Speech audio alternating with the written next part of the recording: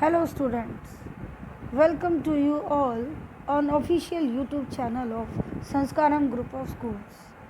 Students, we have already read how the National Assembly was formed and the king accept the new constitution and the French become a constitutional monarchy.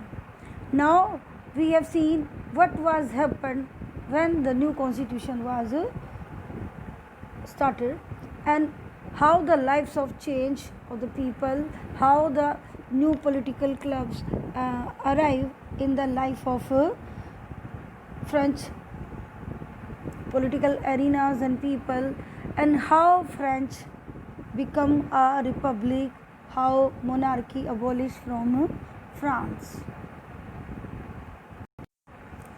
Students, in this unit we are going to discuss what happens after the new constitution implemented. The king accept, हम देखेंगे कि जो king है उसने accept तो कर लिया new constitution को, लेकिन अंदर ही अंदर वो इस चीज़ को एक्सेप्ट नहीं कर पा रहा था और उसने अपने नेबरिंग कंट्री पर्टिकुलर ऑस्ट्रिया के जो प्रिंस है उससे उन्होंने क्या किया, एक नेगोशिएशन किया, एक एग्रीमेंट किया कि वो उसको एक मिलिट्री हेल्प करेगा और जो राजा है लुई 16 वो अपनी पावर फिर से लेगा। लेकिन ये सब होता जाता, इससे पहले जो नेशनल असेंबली थी उन्हें इनकी भनक लग गई और 1792 में नेशनल असेंबली ने प्रशिया ऑस्ट्रिया के अगेंस्ट वॉर डिक्लेयर कर दिया। और बेटा यही वो टाइम था कि जब नेपोलियन है वो एक जो मिलिट्री के अंदर अपनी पोजीशन है स्ट्रॉन्ग कर रहा था बाय हिज एक्टिविटीज़, कि he was a good commander और जितने भी बैटल एरियाज़ में उसको भेजा जा रहा था वो जीत हासिल करता जा रहा था, तो वो एक पॉपुलर हीरो के रूप में उभरता आ रहा था। लेकिन वो उस वक्त तक बहुत स्ट्रॉन्ग पोजीशन में नहीं था। हम इसको नेपोलियन को आगे डिस्कस करेंगे। फिर हम देखते हैं कि इस दौरान फ्रांस में काफ़ी सारे पॉलिटिकल क्लब खुले, यानी कि पॉलिटिकल पार्टीज़ बनी, एसोसिएशन बनी, जिसमें से फेमस थी जैकोबिन क्लब। और ये जैकोबिन क्लब के जो लोग थे ये मिडल सेक्शन का जो लोअर ग्रुप है, शॉपकीपर्स या सर्वेंट्स या क्लर्क्स वगैरह, ऑफिसर्स वगैरह नहीं थे, ये मतलब मिडिल कैटेगरी से बहुत ही कम रिच लोग थे, ये तो एजुकेटेड थे। इन्होंने जिस तरह से प्रसिद्धि पाई और ये सफल रहे एक दूसरी क्रांति करने में, एक दूसरा बदलाव करने में, कि इन्होंने राजा के महल पर हमला किया, राजा को बंदी बनाया और इलेक्शन के द्वारा एक नई सरकार बनाने में कामयाब रहे और राजशाही का फ्रांस है ये खात्मा करने में सफल रहे। तो ये सब कैसे हुआ स्टूडेंट, अभी हम डिस्कस करेंगे इस नई यूनिट में। Now come to the topic. The situation is France continued to be tense during the following years, mean after the implementation of new constitution. वहाँ का जो माहौल था उसमें तनाव बना हुआ था। Although Louis XVI had signed the constitution, he entered into secret negotiation with the king of Prussia. उसने कॉन्स्टिट्यूशन साइन तो कर दिया था, लेकिन फिर भी उसने एक गुप्त पॉलिसी जो एग्रीमेंट है वो किंग ऑफ रशिया के साथ किया कि वो मदद मांग रहा था कि वो उसे कॉन्स्टिट्यूशनल मोनार्क ना बनना पड़े और उसके राज्य में जो भी हलचल चल रही है क्रांतिकारियों की वो सब दबा दी जाए। Rulers of other neighboring countries too were worried by the development in France and made plan to send troops to put down the event that had been taking place there since the summer of 1789. 1789 की गर्मियों से जो वहाँ हो रहा था, जिस तरह से राजा को चैलेंज किया जा रहा था, तो अड़ोसी पड़ोसी राजाओं को भी ये डर होने लग गया कि कहीं तुम्हारे इलाके में भी प्रजा ऐसे ही ना कर दे, तुम्हें भी अपनी पोस्ट से हटना पड़े या प्रजा के साथ झुकना पड़े। तो they are also ready to help the France, क्योंकि उन राजाओं को अपना डर था। Before this could happen the national assembly voted in April 1792 declare war against Russia and Austria. और नेशनल असेंबली हमने देखा था कि वो जो थर्ड स्टेट के लोग जिन्होंने कॉन्स्टिट्यूशन बनाया था, अब वो नेशनल असेंबली थे तो उन्होंने क्या किया, वॉर डिक्लेयर कर दी प्रशिया और ऑस्ट्रिया के against. Thousands of volunteers thronged from the province to join the army. Army तो ऑलरेडी थी ही युद्ध करने के लिए, लेकिन देश से स्वयंसेवक मतलब जो सेल्फ मोटिवेटेड पर्सन है वो भी आने लग रहे थे कि हमें भी इस युद्ध में शामिल होना है। क्यों? They saw this a war of people against king and aristocracies all over Europe. उनको लग रहा था कि ये देश का प्रशिया के साथ में, ऑस्ट्रिया के साथ में युद्ध नहीं है, ये युद्ध था राजा लोगों के खिलाफ और अमीरों के खिलाफ, जो अभिजात्य वर्ग है, जैसे आपके दरबारी लोग हैं, सामान्य लोगों का पूरे यूरोप में, कि वो चाहते थे कि खात्मा हो जाए इन सबका और गरीबों का शोषण ना हो। Among the patriotic song they सैंग was the Marseille, compose by the poet रोजे डी लेस्ले। और वो लोग जब मार्चिंग करते थे तो वो एक देशभक्ति का गीत गाते थे जिसका नाम था मार्सिले, जो कि एक कवि थे रोजे डी लेस्ले, उन्होंने लिखा था। It was sung for the first time by volunteers from Marseilles as they march into Paris and so got it name. क्योंकि ये मार्सिले से पेरिस जाते वक्त जो हमारी जनसेना थी वो फ्रांस वाली, उसने गाया था, तो इसका नाम मार्सिले ही रख दिया। The Marseille is now the national anthem of France. मैं आपको फ्लो चार्ट भेज चुकी हूँ, तो उसके अंदर आपको ये मिलेगा ही कि मार्सिले है आज वो फ्रेंच का नेशनल एंथम है। तो जैसे कि हमारे देश में हमारे क्रांति लोग वंदे मातरम गाते थे, और आज वंदे मातरम हमारा राष्ट्रीय गीत है, तो ये गीत प्रेरणा देते हैं लोगों को देश प्रेम की। तो उसी तरह से मार्सिले भी देश प्रेम की प्रेरणा देता है लोगों को। The revolutionary wars brought losses and economic difficulties to the people. अब युद्ध हो रहा है, तो युद्ध होगा सीमा पर, तो देश के अंदर उसका प्रभाव अवश्य होगा। While the men were away fighting at the front, women were left to cope with the task of earning a living and looking after their families. जब आदमी सीमा पर लड़ रहे हैं तो औरतों को ये सामना करना पड़ा इस समस्या का कि पैसा भी कमाना है घर के लिए और परिवार को भी संभालना है। Large section of the population were convinced that revolution had to be carried further. और अभी एक बहुत बड़े समाज के वर्ग को लग रहा था कि क्रांति अभी होनी बाकी है। क्यों? क्योंकि हमने क्या देखा था, जो पॉल मारा ने भी बोला था ना कि जो वेल्दियर लोगों को राइट टू वोट मिला है, पुअर लोगों को नहीं मिला है, जो एक बहुत बड़ा सेक्शन है, तो still there is a dissatisfaction in the society. तो उसका रिजल्ट क्या रहा वो देखिए। As the constitution of 1791 gave political rights only to the richer section of society, so political clubs become an important rallying point for people who wish to discuss government policies and plan their own forms of action. तो जगह जगह political association, political parties हैं वो बनने लगी, और वो एक ऐसा सेंटर बन गए कि वो लोग जो सरकार की नीतियों के बारे में सोचते थे, डिस्कस करना चाहते थे, वो वहाँ बैठकर बातें करते थे कि क्या होना चाहिए, क्या गलत है, क्या ठीक चल रहा है देश के अंदर। The most successful of these club was that of the Jacobins, और इसमें से सबसे इम्पोर्टेंट कौन था?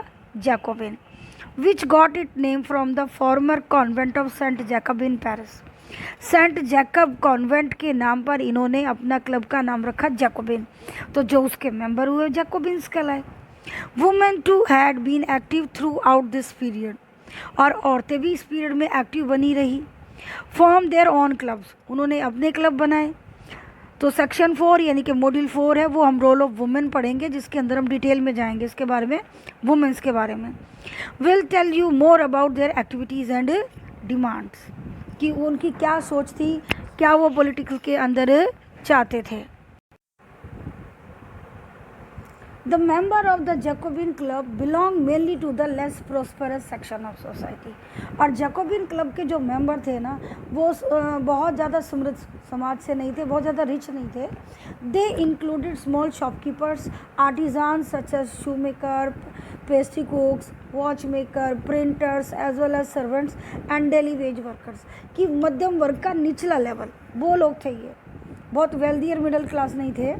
There leader was Maximilian Robespierre, इनका जो नेता था वो था Maximilian Robespierre. A large among the Jacobin decided to start wearing long strip trouser similar to those worn by dock workers.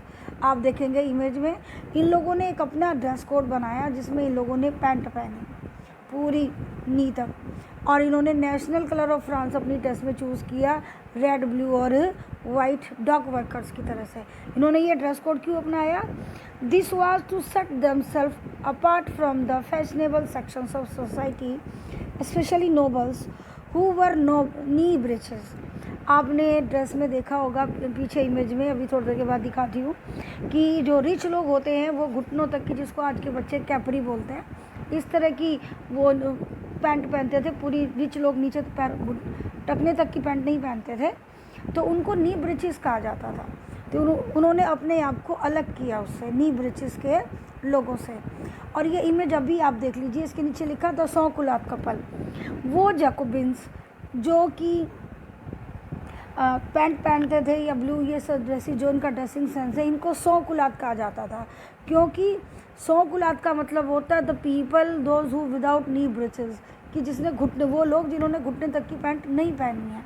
तो आप देखिए इसने तो कंप्लीट पैंट पहनी है पूरी। फिर आप देखेंगे कि इसने रेड कैप, फिगेरियन कैप पहनी है, और फिगेरियन कैप के ऊपर आप देखोगे जिस तरह से आपको स्कूल में बैच लगाया जाता है ना, इनकी कैप पे ये बैच नज़र आएंगे, बैजेस। तो इनको ये कॉकेट कहते थे। ये भी रिवोल्ट का प्रतीक था, ठीक है, इनका ड्रेस कोड के अंदर। और this is Statue of liberty.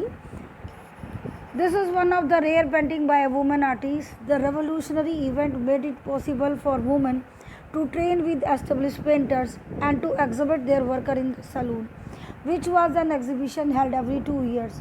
The painting is a female allegory of liberty. ये स्वतंत्रता की देवी की एलिगोरी है, यानी कि मानवीकरण प्रस्तुति है। That is female from symbolize the idea of freedom. तो ये भी एक हमारा क्वेश्चन आ जाता है। इनके हाथ में declaration of charter of man है। अब हम कंटिन्यू करते हैं अपनी लाइन कि नी ब्रिचेस के बाद It was a way of proclaiming that end of the power wielded by the wearer of knee breeches. एक तरह से जैकोबिन क्लब के लोग जो ये पूरे घुटने तक की पैंट पहनते थे, तो ये घोषणा दी कि भाई जो अमीर लोग जो घुटने तक की पैंट पहनते हैं उनका युग ख़त्म हो चुका है। These Jacobins came to be known as sans-culottes. इन लोगों को क्या कहा जाता था?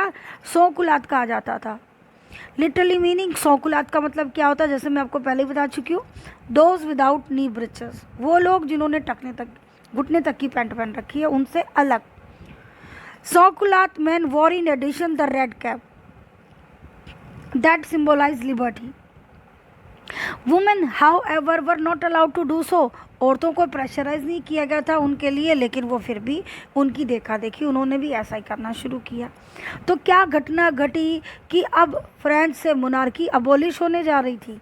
तो देखिए, in the summer of 1792 the Jacobins planned an insurrection of a large number of Parisians who were angered by the short supplies of high prices of food. कि जैकोबिन्स ने क्या किया, एक योजना बनाई कि पेरिस के जो लोग हैं उनके अंदर खाने की कमी को लेकर, कीमतों की बढ़ोतरी के अंदर जो गुस्सा है ना, उसको एक दिशा देने की। क्या किया? ऑन द मॉर्निंग ऑफ 10 अगस्त the storm the palace of the Tuileries.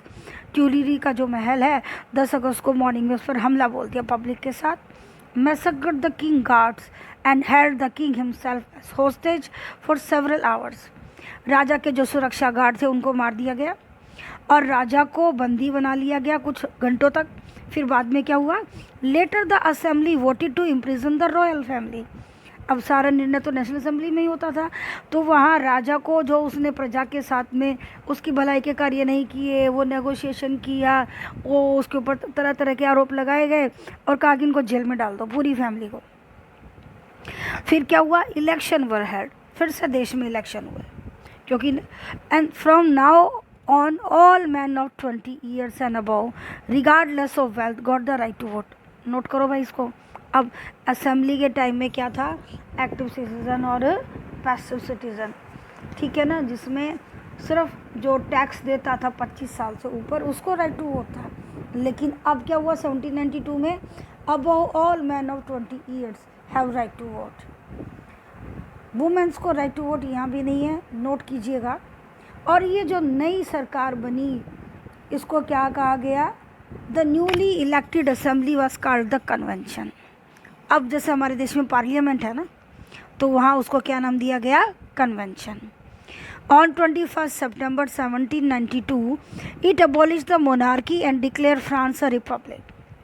और क्या हुआ फिर? राजा की जो पदवी है राजशाही उसको समाप्त कर दिया गया 21 सितंबर 1792 को, और फ्रांस को डिक्लेयर कर दिया गणतंत्र। अब आपसे पूछेंगे कि गणतंत्र क्या होता है। मोस्टली आप देखेंगे कि किसी भी देश का जो मुखिया होता है, हेड होता है, जैसे हमारे प्रेसिडेंट है, वो इलेक्टेड होते हैं। अमेरिका के अंदर डायरेक्टली इलेक्टेड होते हैं, इंडिया में इनडायरेक्ट इलेक्टेड होते हैं। जैसे कि हम जिनको एमएलए को और एमपी को चूज़ करते हैं डायरेक्ट, वो फर्दर वोट डालकर क्या करते हैं पार्लियामेंट्री सिस्टम में, वो लोग इनडायरेक्टली चूज़ करते हैं। बट आफ्टर एवरी 5 ईयर हमारा हेड चेंज होता है। लेकिन जो हेरिडिटरी पोस्ट होती है जैसे किंग की और क्वीन की, अगर वो जैसे कॉन्स्टिट्यूशनल मोनार्की में हेड होते तो वो तो चेंज नहीं होते ना। तो गणतंत्र में देश का हेड मुखिया है, वो चुनाव होता है और जनता के द्वारा चुना जाता है, उस देश को रिपब्लिक कहते हैं। Now come to the topic. As you know, a republic is a form of government where the people elect the government including the head of the government. तो आप इसको अंडरलाइन कीजिए, ये रिपब्लिक की डेफिनेशन है। और कन्वेंशन नई जो हमारी असेंबली थी उसका नाम है 21 सितंबर 1792 को अबॉलिश हुई मोनार्की। ये हमारे एनटीएससी के क्वेश्चंस हैं। आगे चलते हैं। There is no hereditary monarchy. अब कोई राजा नहीं था खानदानी। You can try and find out some other countries that are republic. Republic India है भैया, अमेरिका भी है। फिर आप सोचोगे हमारा जो नेबरिंग कंट्री है ना चाइना, वो भी तो रिपब्लिक है। भले ही वहाँ पर क्या है, कम्युनिस्ट गवर्नमेंट है, लेकिन उनके हेड का इलेक्शन तो होता है। ठीक है, तो उसका पूरा नाम क्या है चाइना का? People's republic of China. तो कई देश हैं जिनके जो हेड है उनका चुनाव होता है, तो वो कंट्री रिपब्लिक होता है। And investigate when and how they become so, कि वो कब बने, this is the matter of investigation we will discuss in the class. Louis XVI was sentenced to death by a court on the charge of treason. और Louis 16 जो है ना, उसको क्या किया गया? मृत्युदंड दिया गया देशद्रोह के लिए। ट्रीजन क्या होता है? Betrayal of one's country government, अपने देश की सरकार को धोखा देना, यानी कि देशद्रोह, क्योंकि उसने तो वो सीक्रेट नेगोशिएशन किया था, वो चार्ज उस पर लगाया गया था। On 21 January 1793, he was executed publicly at the Place de la Concorde. The Queen Marie Antoinette met with the same fate shortly after. पहले राजा को मृत्युदंड दिया गया पब्लिक के सामने, और उसके बाद रानी का भी वही हाल हुआ। अब देखते हैं कि जो हमारी जो ये नई गवर्नमेंट थी जो इलेक्टेड आई थी जैकोबिन की, उसमें क्या ऐसा रहा कि उस शासनकाल को द रीन ऑफ टेरर, आतंक का शासन कहा गया। क्योंकि जैकोबिन क्लब के हेड कौन थे? रॉबेस्पियरे। और Robespierre was believe in severe control and punishment policy. उनका मानना था कि जो नियमों का कठोरता से पालन होना चाहिए और जो लोकतंत्र के शत्रु हैं उनका बिल्कुल घोर विनाश हो जाना चाहिए। तो उन्होंने कुछ ऐसे कार्य किए कि अच्छों के पसीने छुड़ाए उन्होंने। और क्या किया वो हम देखते हैं। The period from 1793 to 1794 is referred to as the Reign of Terror. Robespierre followed a policy of severe control and punishment. Robespierre ने बहुत ही कठोर नियंत्रण और दंड की नीति अपनाई। All those whom he saw being enemies. और रॉबेस्पियरे की दृष्टि में एनिमीज कौन कौन थे हम देखते हैं। Of Republic, x nobles, clergy, member of other political parties, even member of his own party who did not agree with his methods were arrested, imprisoned and then tried by a revolutionary tribunal. फिर क्या होता? Arrest करता उन लोगों को, jail भिजवाता, और एक क्रांतिकारी अदालत थी जो उनका निर्णय करती थी। यदि वो गिल्टी पाए जाते थे तो उन्हें गिलोटाइन कर दिया जाता था। If the court found them guilty they were guillotine. Guillotine मैंने आपको दिखाया था कि एक डिवाइस होता है, एक लकड़ी का फ्रेम जिसमें ऊपर एक हैवी ब्लेड जो होता है वो स्लाइड करके रस्सी से बांधा होता है, स्लाइड करके नीचे गिरता है। क्योंकि उन दिनों गर्दन काटी जाती थी कुल्हाड़ी से, तो कुल्हाड़ी मारने वाला भी क्रूर निर्दयी होना चाहिए, इधर उधर हो सकती है, बंदे को पेन होता है मरते वक्त, तो चलिए कोई नहीं, काम और को सिस्टमेटिक कर देते हैं, मतलब काटनी तो गर्दन ही है। तो तो उसके लिए क्या किया, एक लकड़ी का फ्रेम बनाया गया जिसके अंदर गर्दन फंसाने के लिए एक स्पेस बनाया गया, और ऊपर से क्या होता, जिसकी गर्दन काटनी होती थी एक लोहे का बहुत भारी ब्लेड वो रस्सी से ढीला करके छोड़ देते थे, वो ऊपर से सीधा गिरता और बंदे की गर्दन कट जाती। तो ये क्या रहा, उसके बारे में डिस्कस करते हैं। If the court found them guilty they were guillotined. यदि अदालत को लगता कि वो व्यक्ति दोषी है तो गिलोटाइन पे चढ़ा दो, यानी कि गर्दन काट दो। तो गिलोटाइन क्या है भाई?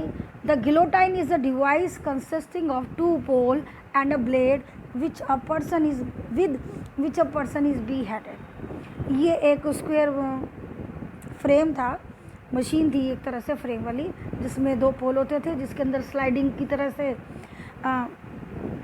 वो लोहे का जो ब्लेड है वो गिरता था, बंदे की गर्दन कट जाती थी। It was named after doctor Guillotin who invented it. तो हुआ क्या, Robespierre government issued law placing a maximum ceiling on wages and prices. Robespierre की गवर्नमेंट ने क्या किया, कानून बनाए और उसने वेतन भी और कीमतें भी निर्धारित कर दी। Meat and bread were ration, meat और ब्रेड की राशनिंग कर दी ताकि पुअर पीपल तक अवेलेबल हो जाए। राशन में आपको पता है गवर्नमेंट सब्सिडी पे चीज़ें बेचती है। Peasant were forced to transport their grain to the cities and sell it at price fix by the government. और किसानों को मजबूर किया गया कि वो अपना अनाज शहरों में लेके आएँ और सरकार के द्वारा जो कीमतें निर्धारित है उस पर बेचें। उसके बाद क्या हुआ देखते हैं। The use of more expensive white flour was forbidden. All citizens required to read the plain एगलेट। पेन एगलेट खाने को सबको मजबूर किया गया। पेन एगलेट का मतलब होता है इक्वलिटी ब्रेड, यानी कि आज तो थोड़ा सा मॉडर्न एज है तो आजकल ब्राउन ब्रेड जो होती है ना आटे से बनती है वो महंगी आती है, क्योंकि हम लोग थोड़ा सा हाइजीनिटी की तरफ जाते हैं, और जो नॉर्मल वाइट ब्रेड होती है वो बनती है मैदे से। लेकिन एक्चुअल में मैदा महंगा होता है और आटा सस्ता होता है, लेकिन अब वो तो थोड़ा फैशन हो गया ना ब्राउन ब्रेड खाना, तो आजकल कॉस्टली मिलती है। लेकिन उन दिनों तो आपको पता है कि होल गेहूं का सिंपल आटा होता है, उसकी जो ब्रेड है वो सस्ती होती थी और मैदे की ब्रेड है वो महंगी होती थी। तो क्या किया, मार्केट में बैन कर दिया गया वाइट ब्रेड को कि सब लोग खाओ आटे की ब्रेड, ब्राउन ब्रेड खाओ। उसको इक्वलिटी ब्रेड का नाम दिया गया। A loaf made of whole wheat, यानी कि गेहूं के आटे से बना हुई bread. Equality was also sought to be practised through forms of speech and addresses. और जो समानता है ना वो केवल खाने पीने में नहीं रही, कपड़ों में नहीं रही, वो तो बोलने की शब्दों के अंदर भी प्रयोग की जाने लगी। कैसे? Instead of traditional monsieur and madame, all French man and women were henceforth citoyen and citoyenne. कि फ्रांस में फ्रेंच भाषा में श्रीमान और श्रीमती को मॉन्सियोर और मदाम बोला जाता है, जैसे सर और मैडम। लेकिन अब उनके लिए नए शब्दों का प्रयोग किया गया, सिथियोन एंड सिथियोने। नागरिक और नागरिका ये शब्द यूज़ किए गए क्योंकि नागरिक से इक्वलिटी झलकती है। You can't say anyone now monsieur and madame. Monsieur और मदाम की जगह क्या किया जाने लग गया अब, सिटियोन और सिथियोने, नागरिक और नागरिका। Churches were shut down and their building converted into barracks or offices. चर्चिज़ को बंद कर दिया गया, वह आर्मी की बैरक बना दी गई या सरकारी दफ्तर बना दिए गए। क्योंकि चर्च है वो शोषण करता था, लोगों से टैक्स वगैरह लेता था। रॉबेस्पियर ने अपना एंगर उस पर शो किया।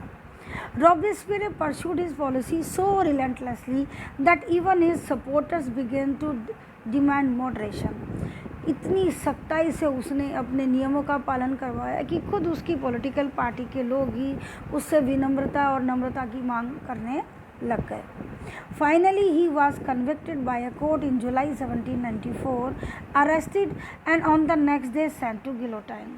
और अंत में क्या हुआ, जुलाई 1794 में उसे दोषी पाया गया और उसको अरेस्ट किया गया और उसको खुद उसी गिलोटाइन पर चढ़ा दिया गया जिसका आविष्कार उसने करवाया था। देखो बुक में नहीं है बट मैं आपको बताना चाहूँगी कि एक तो जॉर्ज डेंटन, जिनके बारे में हमने अपनी बुक में पहले पढ़ा था कि उन्होंने बताया था, एक बॉक्स है जो हमारा पहला। तो जॉर्ज डेंटन जैकोबिन क्लब के एक बहुत ही महत्वपूर्ण नेता थे, एक सफल क्रांतिकारी थे और लोगों के लिए बहुत ही रिस्पेक्टेड थे। वो रॉबेस्पियर की पॉलिसीज़ को लाइक नहीं करते थे। तो रॉबेस्पियर ने कॉन्स्पिरेसी करके उनको गिलोटाइन चढ़वाया। नफ़रत हो गई उनके पार्टी के लोगों को उनसे कि उनके हिसाब से जो उनका श्रेष्ठतम नेता था रॉबेस्पियर ने उसके साथ गलत किया। सेकंड, डेस्मोलिन भी एक जैकोबिन था जो कि ये क्रूरतम जो नीति है उसके अगेंस्ट था और उसको भी गिलोटाइन करवाया गया। तो ये जो दो महत्वपूर्ण नेता है अपनी ही पार्टी के और उनके अपने ही साथियों के साथ इस तरह का क्रूरतम व्यवहार, तो उसकी पार्टी के लोगों के मन में ही रॉबेस्पियर के विरुद्ध गुस्सा भर गया और जो कि उसके गिलोटाइन होने पर ही समाप्त हुआ। तो अब हम सोर्स डी देखते हैं बेटा। द रेवोल्यूशनरीज टुक दो डिफरेंट व्यूज़ किस चीज़ के बारे में, जो रॉबेस्पियर की ये पॉलिसी थी ना कि जिसके अंदर कठोर जो वो नियम पालन करवा रहा था उसके बारे में। The revolutionary journalist Camille Desmoulins wrote the following in 1793. He was executed shortly after during the Reign of Terror. Some people believe that liberty is like a child which need to go through a phase of being disciplined before its maturity. कि ये उस Robespierre के बारे में कहना चाह रहा था वो कि कुछ लोगों को लगता है कि स्वतंत्रता ने एक बच्चा होता है, जैसे बच्चा शुरू में स्कूल के अंदर उसके साथ स्टिकनेस की जाती है और उसको बड़ा बड़ा धीरे धीरे वो मैच्योर होता जाता है, तो ऐसे ही स्वतंत्रता भी अनुशासन से आती है और कठोर से आती है, तभी जाकर वो मैच्योर होती है। क्वाइट द अपोजिट लिबर्टी, इसके उलट liberty is happiness, reason, equality, justice, it is the declaration of right. वो कहता था स्वतंत्रता तो खुशी है, तर्क क्षमता को बढ़ावा देती है, समानता लाती है, न्याय लाती है, अधिकार देती है। You would like to finish off all your enemies by guillotining them. Robespierre को संबोधित करते हुए कहता है कि आप अपने सारे शत्रुओं को ख़त्म कर रहे हैं गिलोटाइन पे चढ़ा के। Has anyone heard of something more senseless, क्या आपने ऐसी बेहूदी बात कभी सुनी है? Would it be possible to bring a simple person to be scaffold without making 10 more enemies among this relation and friends? कि क्या आपने दुनिया में कोई ऐसा व्यक्ति देखा है जिसके एक से ज़्यादा शत्रु ना हो? ये तो आम बात है। अब कोई आपको लाइक करेगा, कोई डिसलाइक करेगा, तो उसका मतलब ये नहीं है कि जो आपको डिसलाइक कर रहा है उन सबको चढ़ा दो ऊपर, गर्दन काट दो। तो अब रॉबेस्पियर अपनी क्या सफाई दे रहा है कि मैंने सख्ती क्यों की। ये जिस दिन उसका ये चल रहा था ना एग्जीक्यूशन प्रोग्राम जो चल रहा था, उसके ऊपर कोर्ट में पेशी चल रही थी और उसको खुद गिलोटाइन होने वाला था, तब उसने क्या सफाई पेश की ये देखिए। On 7th February 1794, Robespierre made a speech at the convention which was then carried by the newspaper Le Moniteur Universal. Here is an extract from it. To establish and consolidate democracy, to achieve the peaceful rule of constitutional laws, we must first finish the war of liberty against tyranny. We must annihilate the enemies of the republic at home and abroad, or else we shall perish. कि हमें अपने शत्रुओं को सांस नहीं लेना देना चाहिए कहीं भी, नहीं तो हमारा सत्यानाश हो जाएगा, वो हम भुगतेंगे, यानी कि शत्रुओं को मार दो। In the time of revolution a democratic government में rely on terror. Terror is nothing but justice, वो उसको न्याय कहता था। स्विफ्ट, स्वीयर एंड इनएक्सेबल, जो बहुत तीव्र न्याय होता है। It is use to meet the most urgent need of the fatherland. To curb the enemies of liberty through terror is the right of the founder of the republic. ये अपना अधिकार समझता था। देखो कितने अच्छे इसके भाव हैं। अब हमारा आ जाता है कि किस तरह से जो रॉबेस्पियर की जो जैकोबिन पार्टी है वो इस तरह की ग्रैंड फेस्टिव जो अपने प्रोग्राम्स करती थी जनता के ऊपर अपना प्रभाव छोड़ने के लिए। ज़रा ड्रेस कोड देखेंगे लोगों के, उनका वे ऑफ स्टैंडिंग पोस्चर देखेंगे, और जो ये आप प्लेटफॉर्म के ऊपर ये पिलर्स का जो बड़ा सा एक स्ट्रक्चर देख रहे हैं, ये रोमन कल्चर से प्रभावित है। क्लियर? तो देखते हैं, हम पढ़ते हैं। The revolutionary government sought to mobilize the loyalty of its subject through various means. वो लोगों के प्रति अपनी वफादारी को प्रकट करती थी अलग अलग तरीक़ों से। One of them was the staging the festival like the one. Symbol from civilization of ancient Greek and Rome were used to convey the aura of the hallowed history. The pavilion on the raised platform in the middle, carried by classical columns, were made of perishable material that could be dismantled. Describe the group of people, their clothes, their roles and actions. What impression of a revolutionary festival does the image convey? Mean वो चाहते हैं कि हम जो पुरानी संस्कृति है उसकी ओर वापस जा रहे हैं, जो एक गर्वीली जो उनकी शान थी, रोमन कल्चर। अब आ जाता है कि क्या हुआ जैकोबिन क्लब की गवर्नमेंट गिरने के बाद। तो अब क्या हुआ, 5 व्यक्तियों का एक मंत्रिमंडल बनाया गया, क्योंकि रॉबेस्पियर तो डिक्टेटर बन गया था। तो अब लगा कन्वेंशन को कि अगर किसी एक व्यक्ति को फिर से हेड बना दिया गया तो वो फिर से डिक्टेटर बन जाएगा, तो बेटर ये है कि 5 व्यक्तियों का मंत्रिमंडल बना लो, तो कोई एक उसके अंदर पावरफुल नहीं होगा, तो उसको डायरेक्टरी कहा गया। Clear? Let us start. The fall of the Jacobin government allowed the wealthier middle class to seize power. A new constitution was introduced which denied the vote to non-propertied section of society. It provided for 2 elected legislative council. These then appointed a directory, an executive made up of 5 members. Underline this line, executive made of 5 members. This is the definition of directory. कि 5 व्यक्तियों का मंत्रिमंडल, कि एक council, 2 council चुनी जाएंगी और वो काउंसिल 5 मेंबर को चूज़ करेंगी और वो 5 मेंबर डायरेक्टरी का आ जाएंगी और वो रूल चलाएंगी। बट हुआ क्या था? This was meant as a safeguard against the concentration of power in a 1 man executive as under the Jacobins. लेकिन ये बनाया तो इसलिए गया था कि भाई कोई एक व्यक्ति तानाशाही ना करे। But the director often clash with the legislative council. Director का और लेजिस्लेटिव काउंसिल का क्या रहता, झगड़ा रहता, क्योंकि लेजिस्लेटिव काउंसिल उनको चूज़ करती है तो वो उनसे अपने इलीगल काम करवाना चाहते या कुछ फेवर लेना चाहते। अगर वो मना कर देते, who then sought to dismiss them, फिर काउंसिल उनको डिसमिस कर देती। तो ये 99 में नेपोलियन बोनापार्ट जो है वो स्ट्रॉन्ग हुआ, उसने अपने आप को यहाँ स्टेब्लिश करने की कोशिश की। तो इन 5 सालों में 5-6 डायरेक्टरी चेंज हुई। The political instability of the directory paved the way for the rise of military dictator Napoleon Bonaparte. अब चूँकि नेपोलियन ने साउथ अफ्रीका में मेडिटेरियन सी से नीचे जो लीबिया है, मिस्र है, यहाँ के काफ़ी सारे कंट्रीज़ हैं, उनको फ्रांस की कॉलोनी बना दिया था और सराउंडिंग एरियाज़ के अंदर भी वो जीत रहा था, फ्रांस को एम्पायर बनाने जा रहा था वो। तो अब जो हमारी ये कन्वेंशन है, वहाँ की असेंबली है, उसके लिए तो वो एक सर्वोच्च सेनापति था, तो उन्होंने उसको सर्वोच्च सेनापति यानी कि कमांडर डिक्लेयर कर दिया था।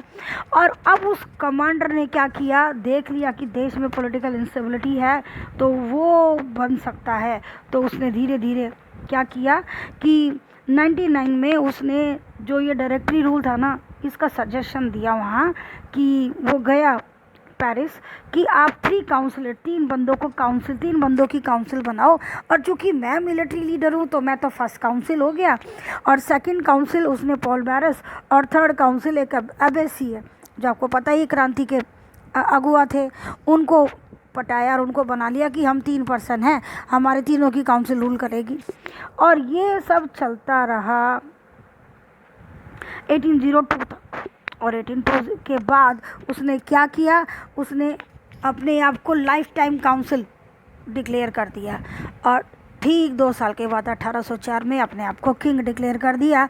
ये हम आगे बढ़ेंगे, तो यहीं से हमारी लाइन ख़त्म हो जाती है कि मिलिट्री डिक्टेटर नेपोलियन बोनापार्ट, यानी कि जो रेवोल्यूशन हुई थी वो सब गया पानी में और फिर से मोनार्की आ गई। क्यों? क्योंकि नेपोलियन बोनापार्ट ने अपने आप को किंग डिक्लेयर कर दिया था 1804 में, तो यानी कि कराया था, सब बह गया। दो all these changes in the form of government, की सरकार में जो बदलाव होते रहे, द आइडियल्स ऑफ फ्रीडम, स्वतंत्रता का जो विचार था, of equality before the law and the fraternity remain inspiring ideals, ये लोगों को प्रेरणा देते रहे ये विचार, that motivated political movements in France and rest of Europe during the following century. आगे आने वाली शताब्दियों तक ये जो फ्रांस की क्रांति थी, भले ही उन्होंने सरकार बदली और बाद में राजशाही आ गई, लेकिन लोगों को ये इंस्पायर करती रही। अभी जैसा कि बोला था कि हम नेक्स्ट यूनिट में पढ़ेंगे role of women, did women have a revolution, क्या औरतों ने भी कोई क्रांति की।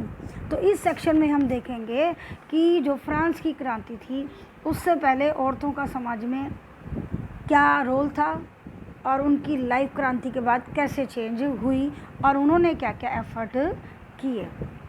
ये आप देखते हैं कि वुमेन भी क्रांति में हिस्सा ले रही हैं। Parisian women on their way to Versailles. From the very beginning, women were active participants in the event which brought about so many important changes in French society. शुरू से ही औरतें वो एक सक्रिय भागीदारी के रूप में थी, पार्टनर के रूप में थी, जो क्रांति हो रही थी वहाँ पर फ्रांस की सोसाइटी में जो भी बदलाव हो रहा था। They hoped that their involvement would pressurize the revolutionary government to introduce measures to improve their lives.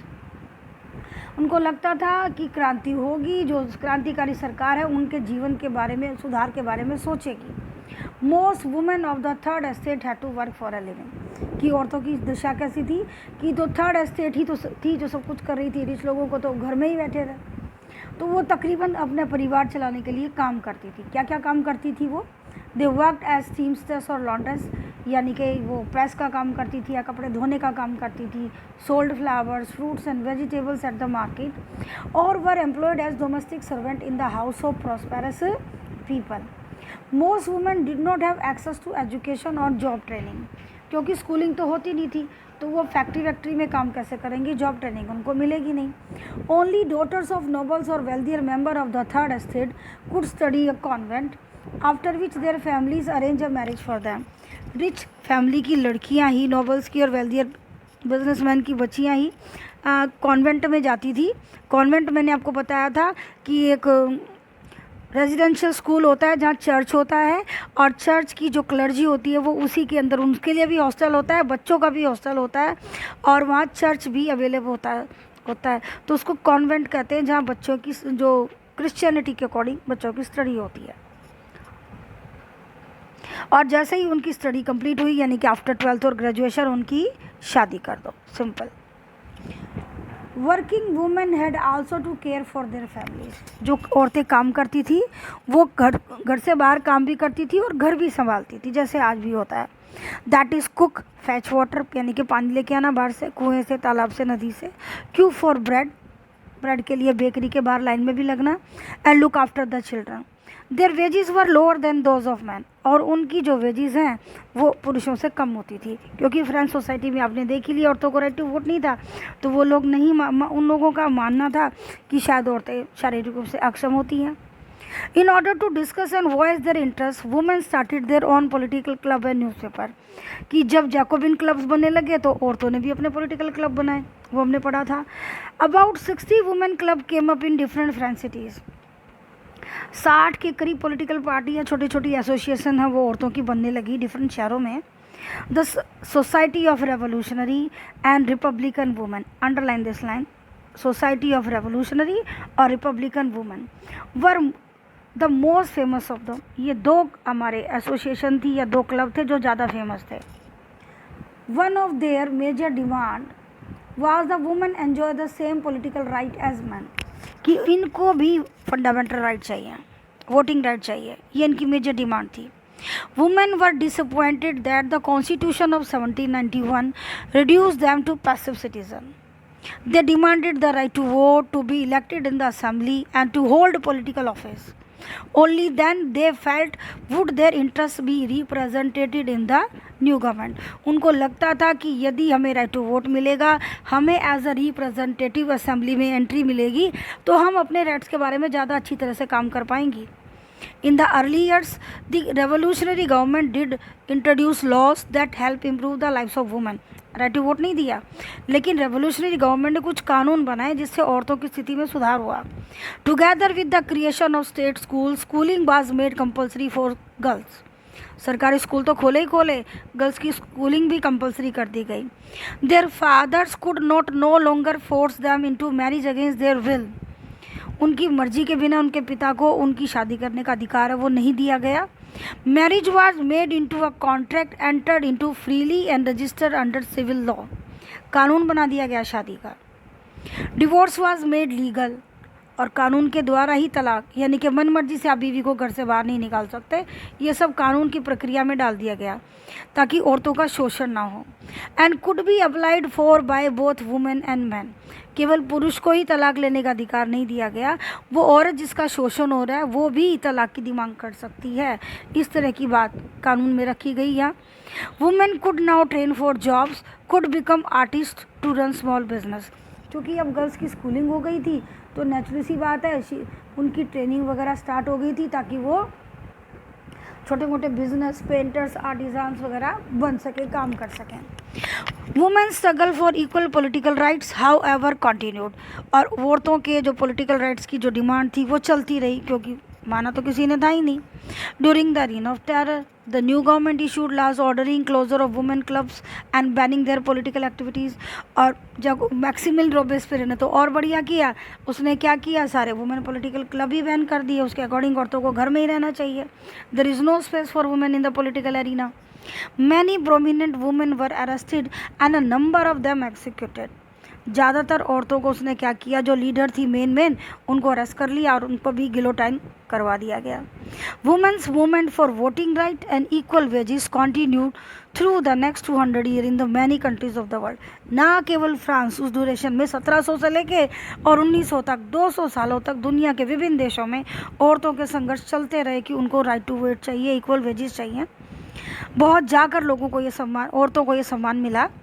The fight for the vote was carried out through an international suffrage movement during the late 19th and early 20th century. और right to vote का जो ये आंदोलन था, सम्मान पूरी दुनिया में चला, वो इसका ही एक हिस्सा था।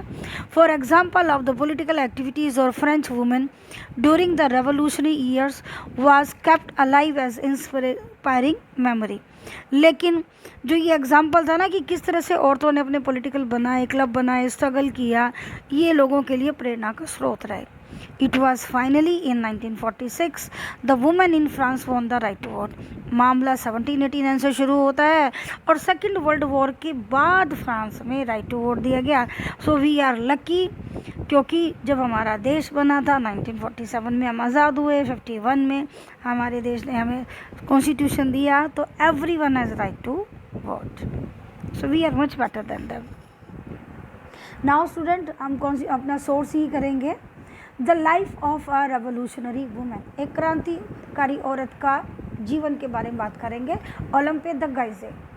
ओलंपे de Gouges was one of the most important of the politically active women in revolutionary France।